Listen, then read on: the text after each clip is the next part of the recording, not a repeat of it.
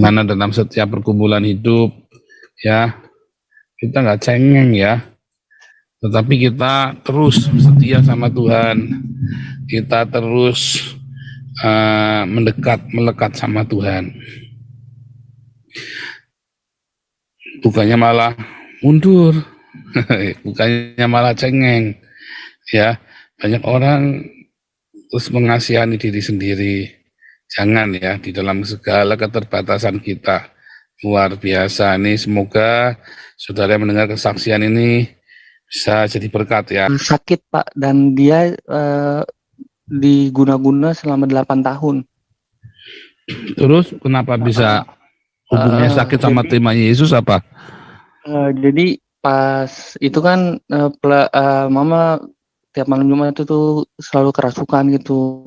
Keras dia nggak mau, aku bilang ma aku doain ya gini nggak mau dia. Pada akhirnya dia nyerah sendiri. Akhirnya dia bilang udah mama mau didoain. Akhirnya kita di situ aku ngajak satu pendeta lah.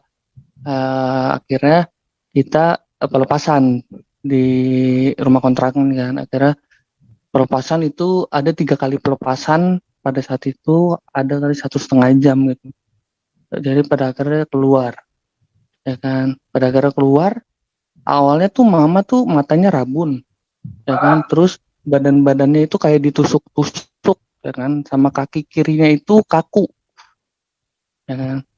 Dan kejadiannya tiap malam Jumat mama selalu kesurupan gitu.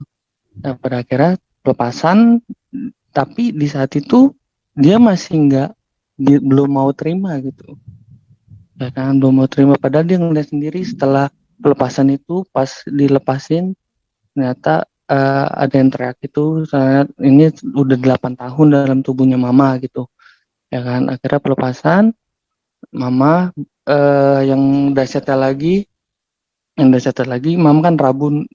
Awalnya memang kita tes dulu kan, memang rabun nggak bisa lihat. Pada akhirnya dia benar-benar bisa lihat, terus badannya sudah nggak sakit-sakit lagi, kaki kirinya itu nggak kaku lagi. Dan kan mama ada gula darah, dan gula darahnya itu pas saat itu tuh normal, stabil kan. Itu benar-benar dari mujizat Tuhan terjadi keluarga aku kan. Tapi dia belum gitu, belum terima karena masih keras. Dan pada akhirnya hari terus berjalan, dia ngomong bisik-bisik aku, Cah, mama mau diajak dong ke tempat Ocha, tuh, yang Ocha bawa itu. Di sendiri, aku nggak pernah maksa mereka semua gitu, karena aku takut ini suatu tanggung jawab yang besar. Kalau aku gagal gimana Tuhan gitu, karena tanggung jawab besar gitu. Pada akhirnya dia yang nyamperin aku sendiri gitu, ya kan. Akhirnya dia ngomong udah, tapi dia nggak mau sampai ketahuan sama adik aku, ya kan, yang dibawa aku, karena takut diomelin, dimarah-marahin, ya kan. Pada akhirnya dia bilang, Cah, ayo ajak mama ke sana, tapi jangan sampai Cila tahu, ya kan, takutnya nanti mama didiemin. Udah iya.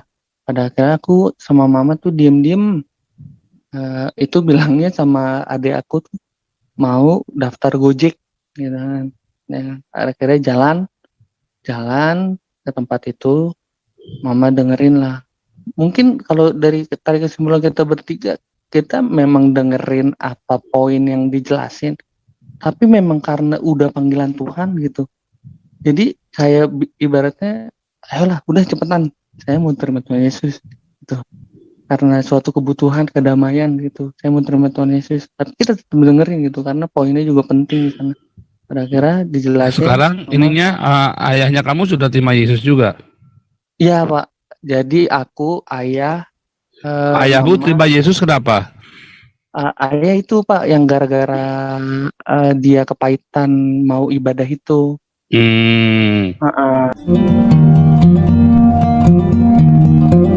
Kesaksian. Iya, Ocha ya. Ocha udah masuk ya. Ocha pakai nama apa? Tolong Ocha dinyalain. Febrian Yusuf Saucha. Ya, udah silakan. Oke. Ocha, silakan. Shalom. Shalom. Jelas nggak? Kurang kencang dikit, Bu. Kurang kenceng. Pak Soca, agak kencangan dikit. Salam semua. Ya, Shalom Ocha. Sebentar.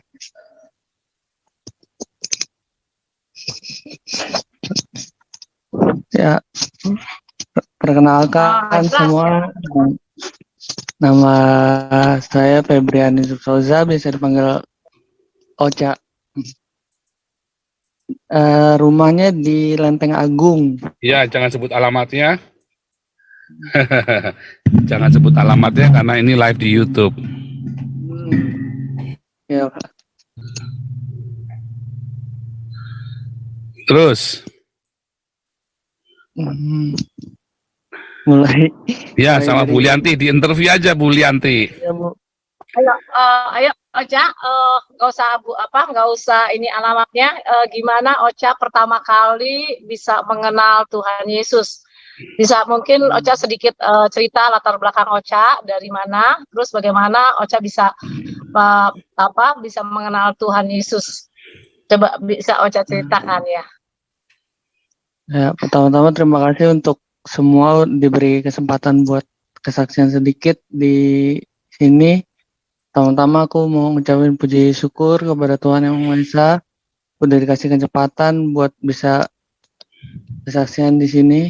Pertama-tama awal mula mengenal Tuhan Yesus tuh, aku tuh backgroundnya tuh dari seberang lah. Jadi pertama-tama awalnya suatu keisengan sih, suatu keisengan yang nggak terduga sebenarnya. Awalnya emang punya temen yang aku tuh bersahabat sama orang Kristen lah di SMA itu, ya kan. Terus akhirnya aku iseng-iseng aja aku bilang ke teman, ajak dong ke gereja, mau ngerasain gitu. Padahal itu cuma bercandaan doang, iseng-iseng gitu kan. Nggak bener-bener dari hati juga gitu, kayak cuman ya nggak iseng lah, keisengan anak muda. Akhirnya dia terus ajak-ajak aku terus kan, gimana lu jadi gak ke gereja. Memang pada awalnya tuh aku di kepercayaan sebelumnya tuh memang bukan orang yang taat ya, dan ada ketertarikan juga dari kecil gitu karena kan di dekat rumah ada gereja gitu. Jadi tuh pas kecil tuh ngelihat orang pulang gereja itu kayak sukacita, pakai baju rapi-rapi kayak ke pesta gitu, kayak keren gitu, ya kan. Pada akhirnya temen terus paksa aku, tapi aku tuh emang niatnya awalnya cuma bercanda doang. Dia paksa-paksa terus, aku nggak mau, aku ngindar. Dan pada akhirnya pada satu sore itu kan kejadiannya hujan. Nah, harusnya aku juga males kan, tapi nggak tahu kenapa dari males itu kok tiba-tiba aku mandi gitu, buat siap-siap gitu, buat siap-siap ke gereja gitu. Padahal emang nggak mau gitu, tapi mandi gitu. Dalam pikiran, kalau misalnya dia maksa, udah aku berangkat. Pada akhirnya aku berangkat, ya kan, berangkat sampai gereja di sana,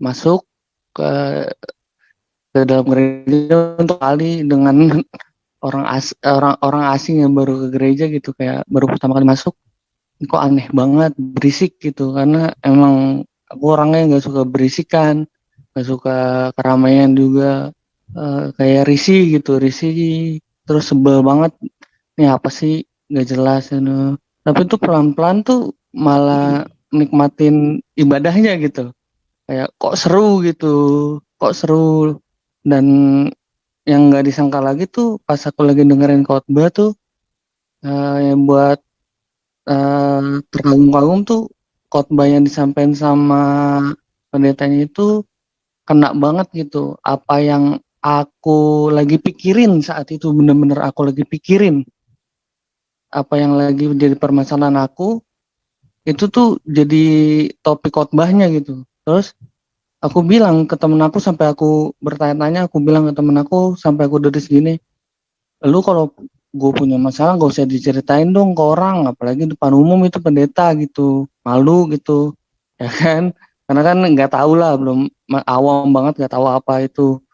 Kata dia, buru-buru dia tahu gitu, pendetanya siapa, backgroundnya di mana, rumahnya di mana, masa dia kasih tahu masalah aku gitu. Katanya nggak mungkin, itu namanya tuntunan Roh Kudus.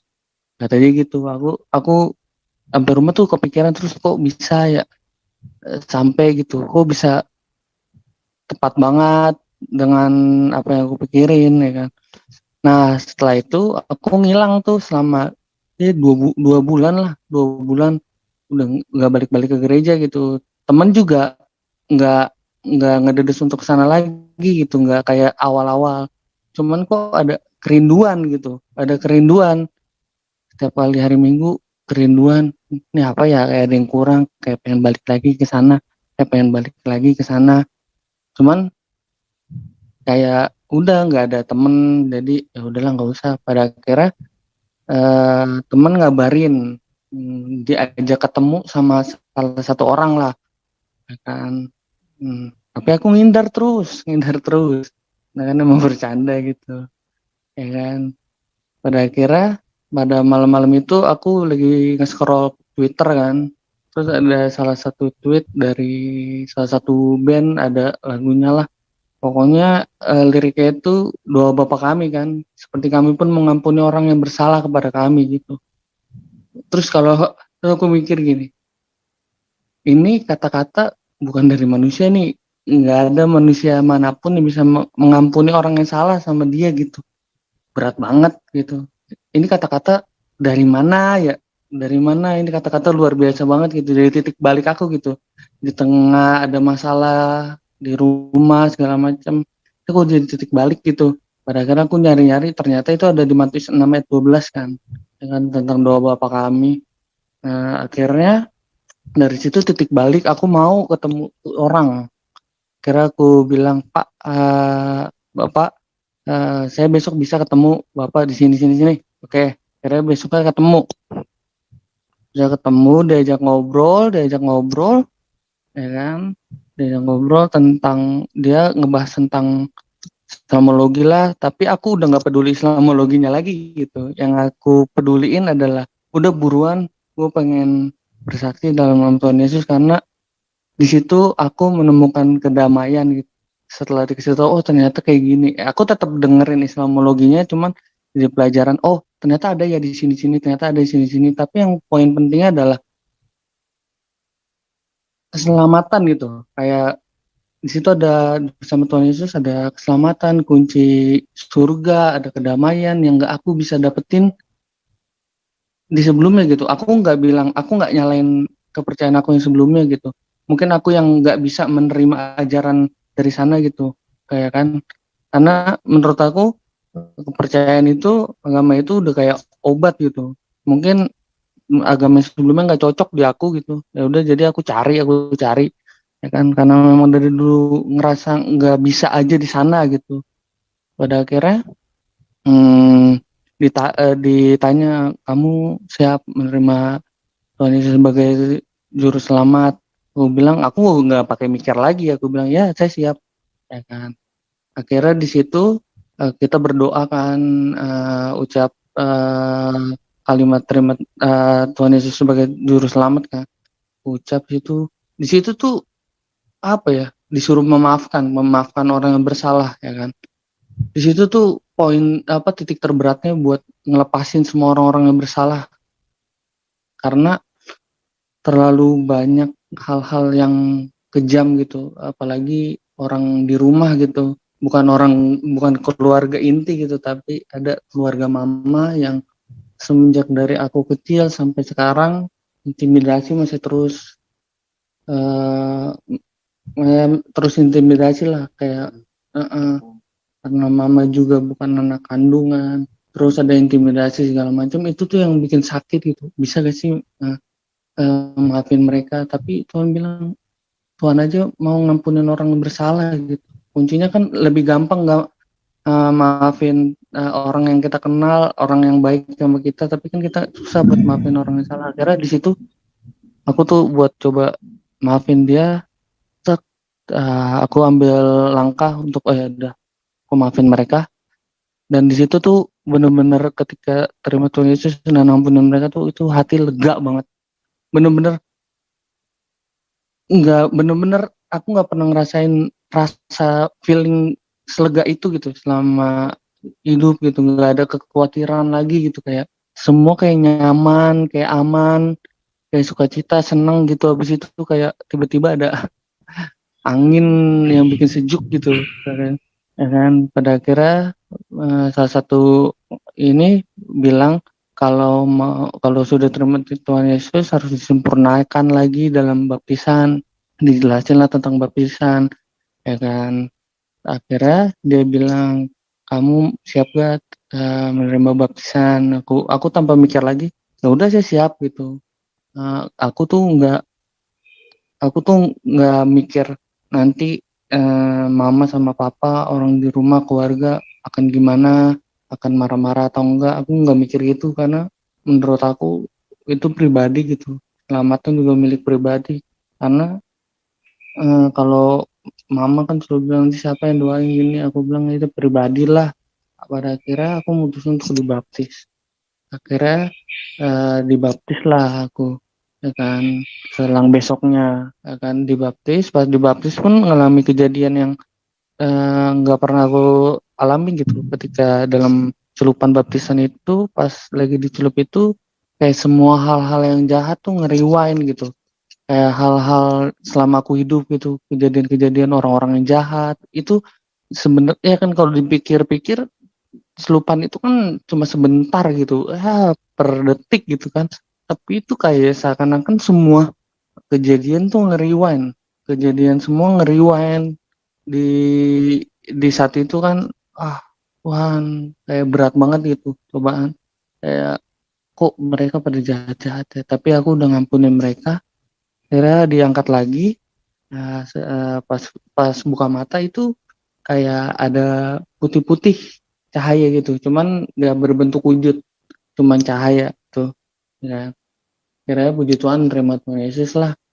Dan ya pelan-pelan belajar dan pada satu hari itu ada aku gereja, ya kan, saya gantian dikit, aku gereja. Di gereja itu jam 5 sore.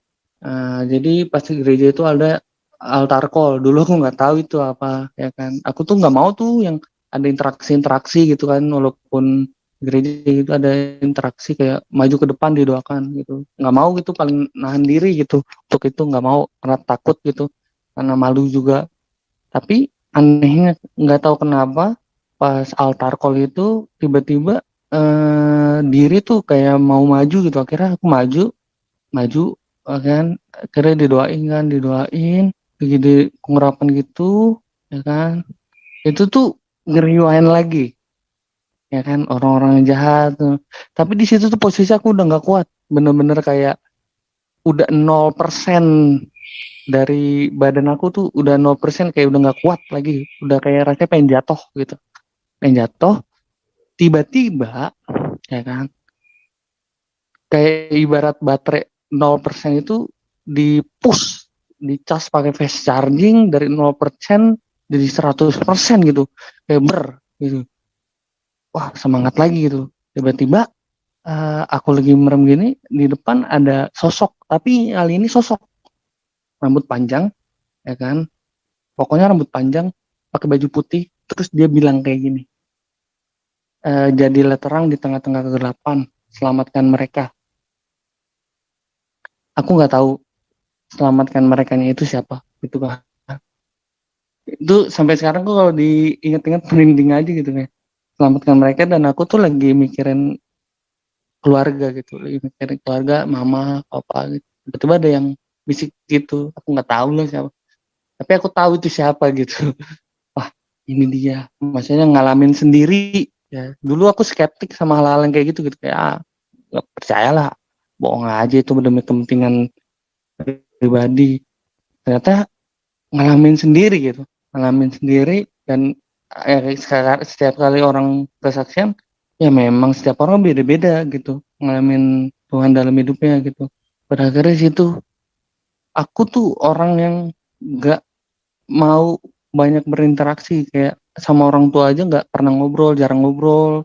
Even itu ketemu di jalan gitu kayak udah kayak nggak negor gitu, ya udah kayak nggak kenal aja gitu, karena orangnya malas berinteraksi gitu. Dan itu jadi titik balik semua. Itu jadi apa, warning, pesan, lu harus selamatin mereka, ya kan, mereka itu dalam ancaman lah istilahnya gitu.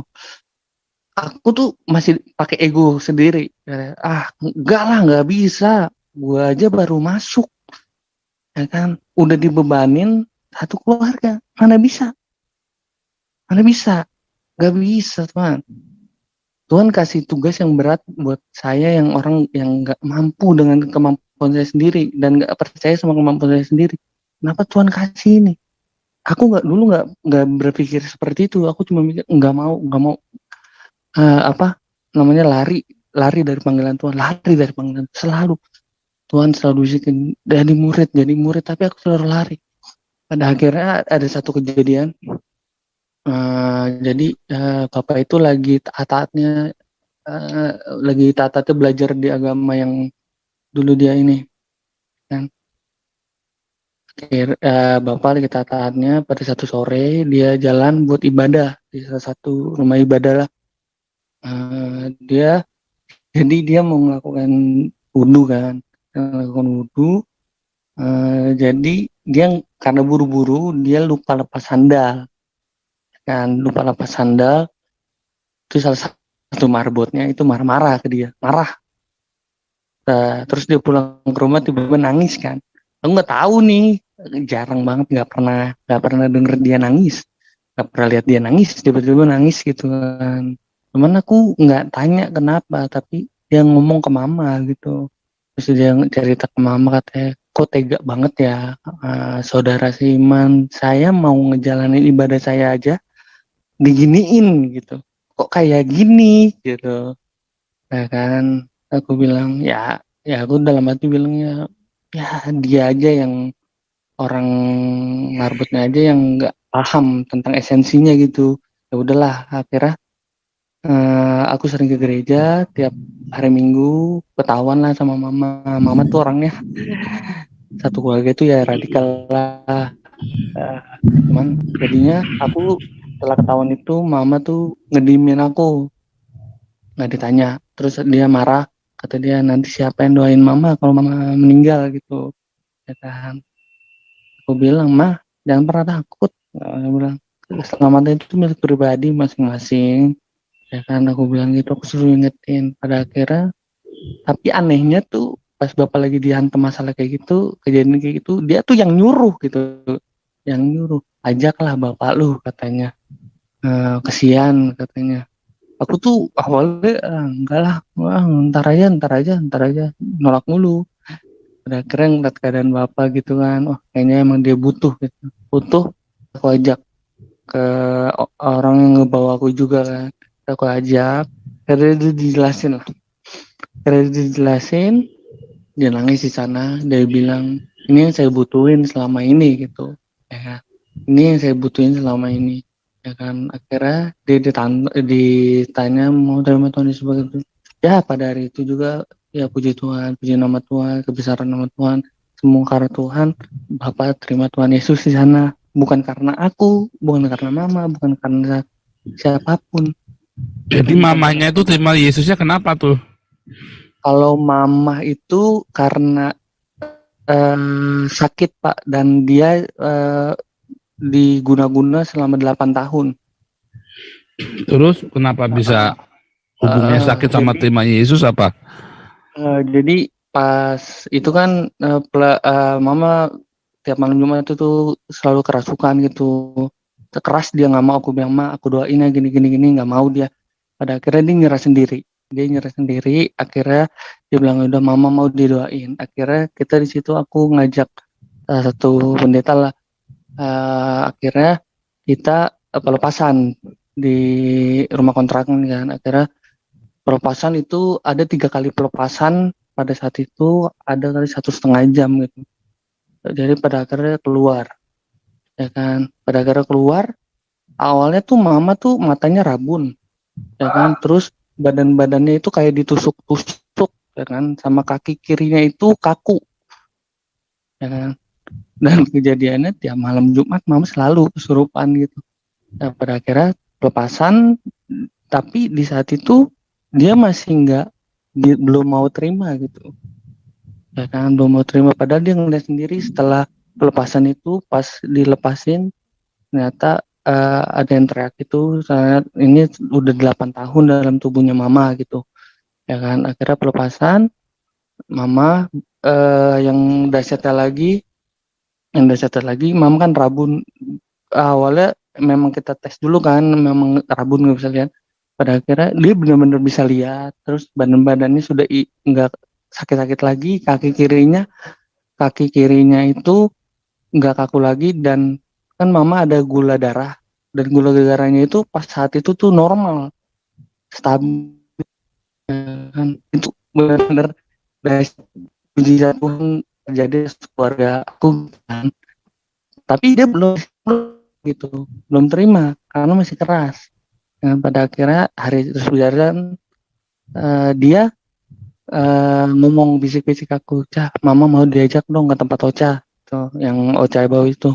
Di sendiri aku nggak pernah maksa mereka semua gitu, karena aku takut ini suatu tanggung jawab yang besar. Kalau aku gagal gimana Tuhan gitu, karena tanggung jawab besar gitu. Pada akhirnya dia yang nyamperin aku sendiri gitu, ya kan. Akhirnya dia ngomong udah, tapi dia nggak mau sampai ketahuan sama adik aku, ya kan, yang dibawa aku, karena takut diomelin, dimarah-marahin, ya kan. Pada akhirnya dia bilang, Cah, ayo ajak mama ke sana, tapi jangan sampai Cila tahu, ya kan, takutnya nanti mama didiemin. Udah ya.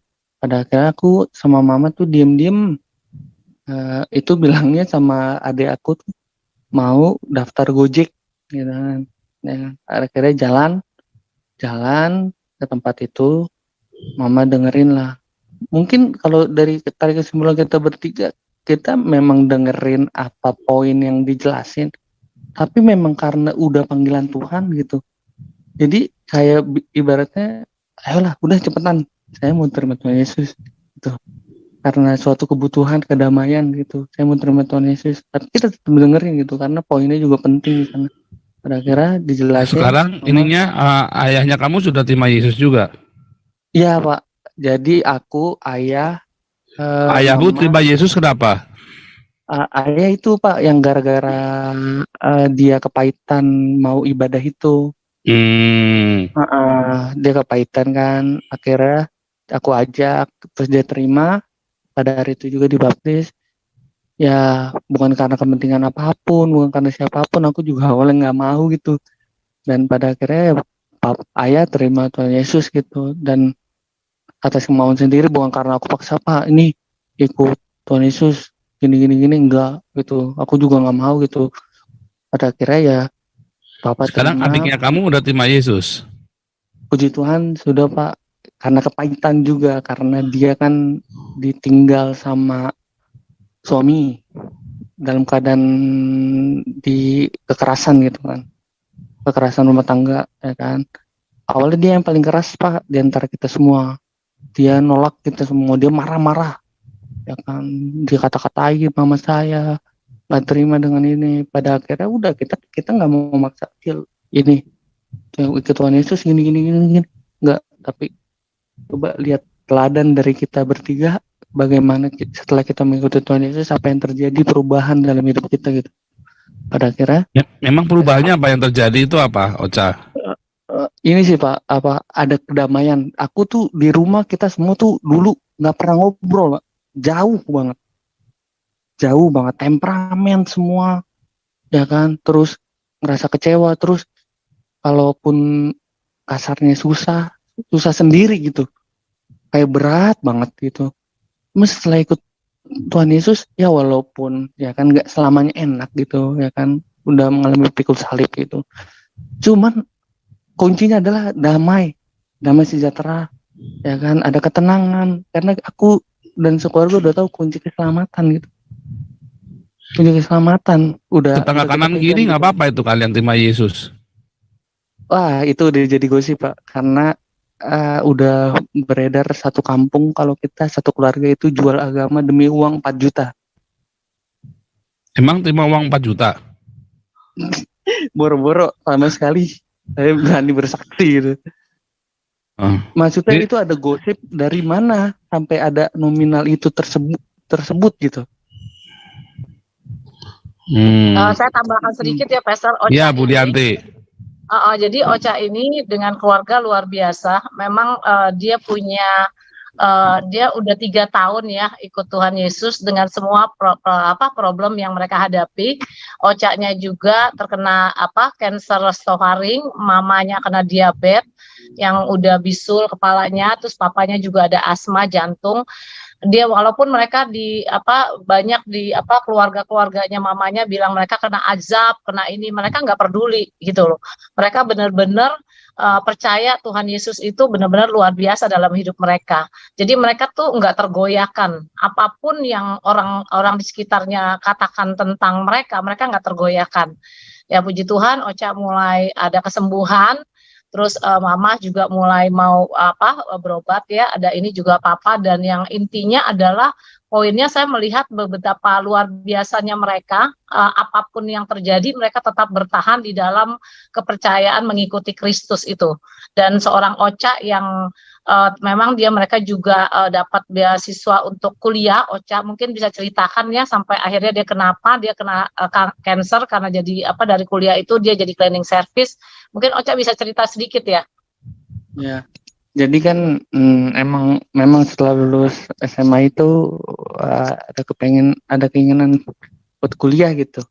Karena kan dulu aku memang aktif di olahraga gitu kan, di sepak bola, di futsal gitu kan. Ya puji Tuhan lah, adalah beasiswa, piagam gitu. Jadi pas lulus SMA tuh aku mutusin buat mau kuliah gitu. Terus bapak bilang kalau gua nggak bisa kuliahin lu gitu. Aku bilang dalam hati, nggak ada yang minta juga dibiayain gitu. Mau survive gitu, coba gitu. Pada akhirnya ada salah satu universitas swasta gitu di Jakarta yang adain program beasiswa gitu. Akhirnya aku coba dan puji Tuhan gitu. Karena semua niatnya baik gitu. Karena nggak mau bebanin orang tua gitu. Karena memang dari dulu punya pikiran kayak kalau aku nyusahin orang tua gimana gitu, sedih gitu, walaupun memang nyusahin tetap gitu. Gitu. Dengan akhirnya ya puji Tuhan keterima di salah satu universitas swasta di Jakarta, beasiswa full kan. Nah, ya kan. Ya kan pada akhirnya kuliah jalan terus, kehidupan masih stabil gitu. Pada akhirnya ditimpa satu masalah keadaan kita harus keluar dari rumah kita sendiri yang kita punya sendiri karena satu problem purpose gitu kan, karena kita harus karena ada problem adik gitu yang hamil di luar nikah lah ya kan. Akhirnya keluarga mama nggak terima, akhirnya kita dihakimi. Mereka nggak nusuk, kasarnya mereka nggak nusuk kita secara langsung, tapi mereka biarin kita bunuh diri gitu. Karena akses jalan itu cuma satu, mereka tutup semua, jadi kita harus lewat jurang. Kalau mau lihat ada videonya di YouTube ada.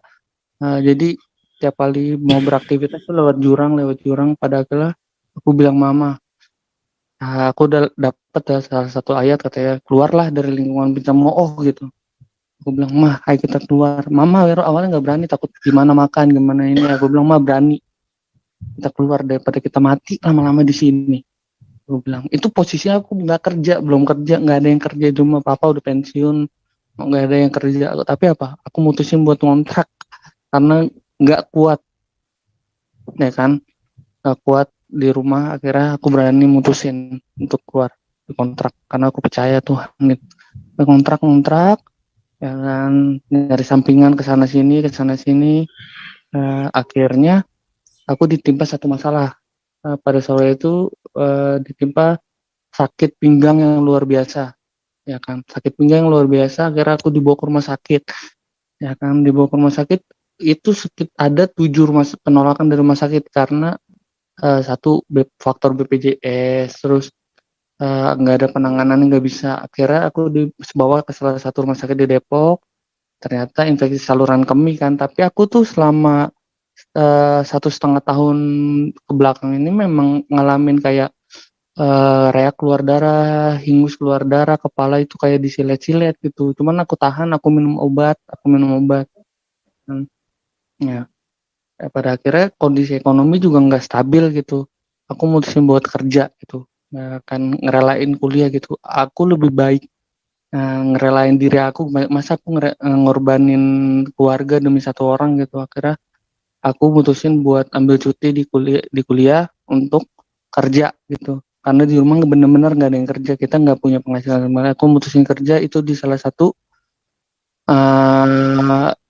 cleaning online di Jakarta. Akhirnya aku kerja di sana lah, sama untuk mencukupi kehidupan di rumah. Ya puji Tuhan cukup gitu untuk semuanya.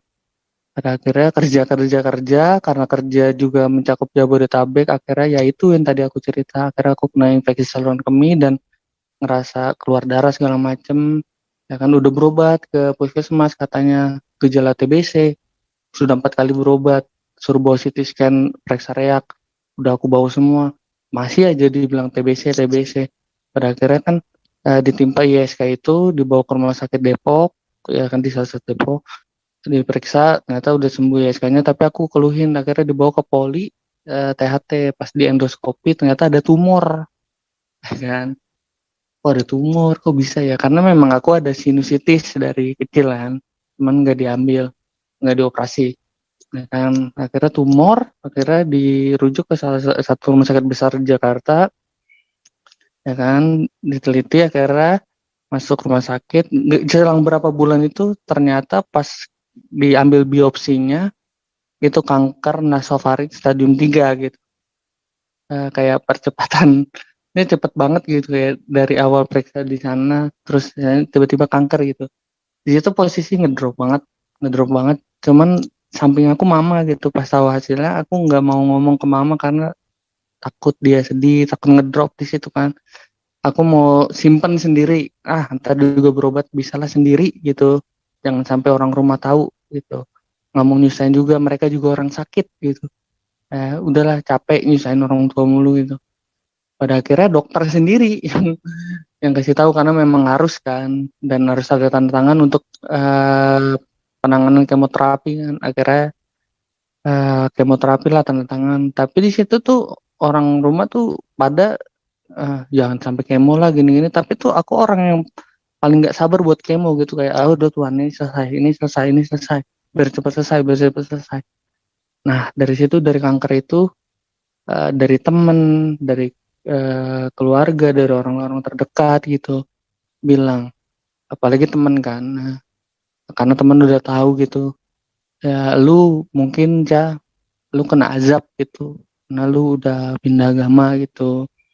Awalnya jadi ke-trigger lah sama kata-kata itu. Bener kali ya kayak gini, sampai mikirin juga, stres gitu. Cuma titik balik itu, dengerin lagu rohani segala macem, jadi titik balik. Yang aku pikirin adalah, penyakit ini bukan karena Tuhan mau, tapi ini kesalahan aku sendiri gitu, karena pola hidup, ya kan. Mungkin karena dosa-dosa segala macem. Mungkin yang aku pikir adalah sekarang, yang aku pikir waktu itu adalah, ketika aku pikir mungkin ini penyakit akan jadi kesaksian buat orang banyak kalau ini Tuhan yang sembuhkan. Bukan karena kuat gagah saya, tapi karena kemuliaan nama Tuhan akan dibesarkan di sana. Udah aku mikir gitu, udah aku jalanin kayak mau, ya kan. Sampai kemo terus tuh, beberapa struggling lah, nggak mau kemo lagi karena stres gitu, mikirin keadaan rumah karena kondisi ekonomi makin merosot gitu, kontrakan harus ngontrak bayar itu. Aduh Tuhan, ini kayak saya jadi benalu terus gitu, saya jadi benalu terus itu di rumah sakit, terus ada intervensi. Udah, makanya sempat mutusin untuk berhenti kemo kan, dan orang-orang rumah pada nggak mau gitu, nggak bolehin, udah nggak usah mikirin gini. Tapi aku tuh mikirin nanti di rumah makan apa semua gitu.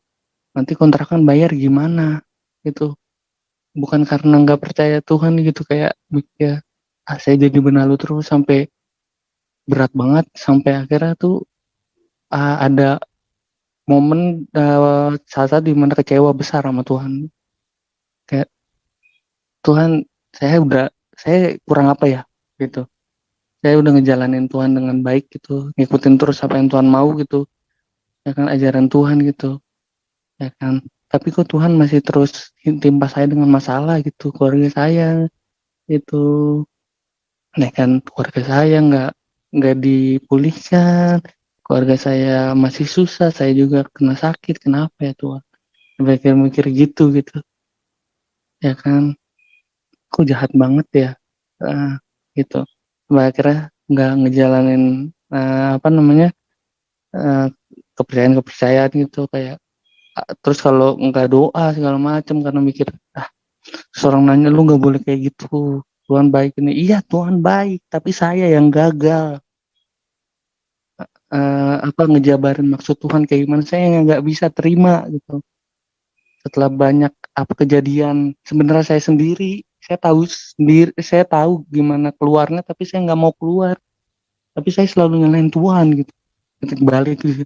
Terus yang lihat titik balik aja, saya ngeliat orang tua saya saking berjuangnya untuk penyakit saya gitu, dan saya ngeliat orang-orang di sekitar, orang-orang di rumah sakit yang survive untuk kankernya gitu, orang-orang tua gitu, di situ saya malu gitu, mereka aja kayak bahagia banget, kayak mau sembuh gitu, sampai orang di rumah sakit tuh topiknya tuh, orang di ruang kemo tuh, habis pulang kita makan apa ya, kita makan yang enak-enak ya, mereka bisa kayak gitu, sementara aku yang masih muda yang masih bisa survive kok cemen banget gitu.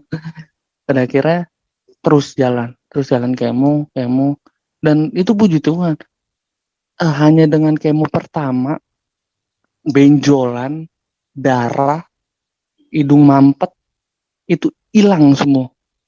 Itu cuman proses kemo pertama. Sementara ada yang barengan saya, sampai kemo kelima, benjolan tiroidnya itu masih ada, masih keluar darah, masih ngorok. Wah, itu benar-benar mujizat semua. Tuhan permudah.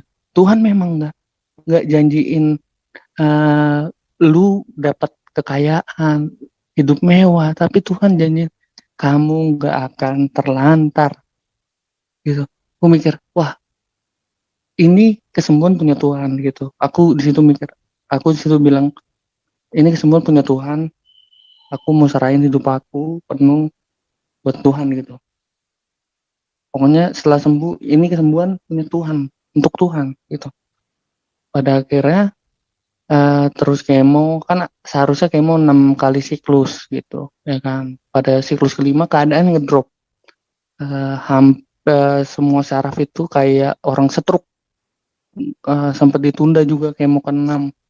Akhirnya periksa ke dokter, dan dokter bilang kalau yang ada di sel-selnya itu bersih, udah nggak perlu ada lagi kemo ke-5 gitu, ke-6 gitu, nggak perlu lagi ada kemo ke-6. Nanti kita cek darah karena takutnya kankernya masih ada di sel darah, ya kan. Akhirnya tes darah ke lab segala macam, dilihat sama dokter, ya puji Tuhan, sampai sekarang tuh kayak masih wah banget.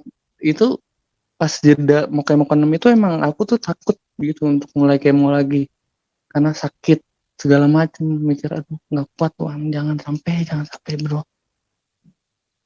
Instan Tuhan datang, nggak pernah Iya. kecepatan, tapi suatu waktu. Kemarin sudah sempat ngomong-ngomong sama ini ya, Yusuf Manubulu katanya ya. Oh belum Pak, itu bukan saya. Oh bukan ya, ini ada Itu yang. oh iya, bukan aku. Ya, Bu Lianti. Ya, Pastor. Iya, luar biasa ya, tetap semangat setia melayani Tuhan ini, Ocha. Ini Ocha luar Iya, biasa Pak. sih. Saya dibangkitkan juga imannya dengan seorang yang Ocha dan mama papanya. Mereka nggak peduli apapun yang terjadi dalam hidup mereka dan di sekitar mereka, mereka tetap radikal dengan Tuhan. Ya, puji Tuhan. Ocha, gimana Pastor itunya? Ada pertanyaan lagi?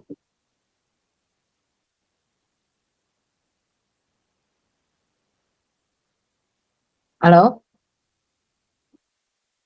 Halo? Oh, ketutup nih. Tutup. Luar biasa. Ya, Pak David. Pak David ada di sini. Iya, monitor, Pak. Pak David berdoa buat Ocha, Pak David, supaya terus keluarganya diberikan pemulihan, kesembuhan, supaya diberi kesehatan. Ya, kita berdoa. Bapak, apa yang kau sudah lakukan untuk saudara kami Ocha, biarlah kau sendiri yang memberikan kesanggupan dan sungguh-sungguh kasih karunia demi kasih karunia kau curahkan buat saudara kami Ocha dan keluarganya, sehingga sungguh-sungguh namamu ditinggikan lewat segala peristiwa yang ada atas kehidupan mereka sekeluarga. Bukan hanya itu Tuhan, bahkan keluarga besar mereka akan juga mengalami keselamatan di dalam nama Tuhan Yesus. Kami minta Tuhan, biarlah kasih karunia demi kasih karunia itu melimpah untuk Ocha di dalam nama Yesus, buat keluarganya. Bapak, pembentukan karakter terus terjadi atas kehidupan Ocha. Biarlah sungguh-sungguh Engkau sendiri membuat saudara kami ini mengalami keserupaan dengan Kristus. Dan ini baru awalnya Tuhan, Kau akan berbuat lebih lagi, dan biarlah Engkau sendiri mengajar saudara kami ini untuk masuk lebih dalam lagi bersama dengan Engkau. Terima kasih di dalam nama Yesus. Kami sudah berdoa. Amin. Amin. God bless, Ocha. Iya, Pak. Kami Terima kasih bersuka banyak, cita Pak. atas Engkau Amin. dan keluargamu. Ya, Amin, Pak. oke. Terima kasih banyak, Pak. Silakan Terima kasih Pak Bob. Ocha. Luar Iya, biasa, Bu. Ocha. Terima kasih, Bu. Terima kasih, semoga kesaksian Ocha bisa menguatkan teman-teman setia ya. Banyak Amin, Pak. orang ya, mapat dikit, ya, yang setia. Orang-orang ini banyak orang-orang yang tidak setia, ini setia ya. Ya Tuhan akan kasihkan pemulihan, pertolongan, kesembuhan, ya, Amin. pemulihan buat keluarganya Ocha. Amin. Ya, di Terima dalam kasih, nama Pak. Yesus. Haleluya. Terima kasih, Haleluya. Ocha, Bulianti. Waduh, luar biasa. Terima kasih banyak ya, Pak. Iya, Tuhan Yesus memberkati. God bless you. Terima kasih, Bulianti. God bless you. Ya, terima kasih Pastor. God bless you. Iya, harusnya hari ini ada kesaksian lagi, tapi minggu depan ya, untuk kesaksian. Saudara, kesaksian-kesaksian itu sederhana, tidak perlu yang spektakuler. Kesetiaan, bagaimana di dalam segala sakit penyakit, ya, di dalam pergumulan hidup kita setia, di mana dalam setiap pergumulan hidup, ya, kita nggak cengeng ya, tetapi kita terus setia sama Tuhan, kita terus melekat sama Tuhan. Bukannya malah mundur, bukannya malah cengeng, ya. Banyak orang terus mengasihani diri sendiri. Jangan ya, di dalam segala keterbatasan kita. Luar biasa nih, semoga saudara yang mendengar kesaksian ini bisa jadi berkat ya. Oke. Mungkin hari ini ada yang mau tanya jawab, tapi kita dengarkan firman Tuhan dulu saja ya. Dengarkan firman Tuhan dulu. Ya, kita akan berdoa untuk firman Tuhan. Ini ada apa namanya? Nanti kita baca firman Tuhan sekalian. Sebentar ini ada ya, ini ada Bu Linda, boleh berdoa buat firman Tuhan.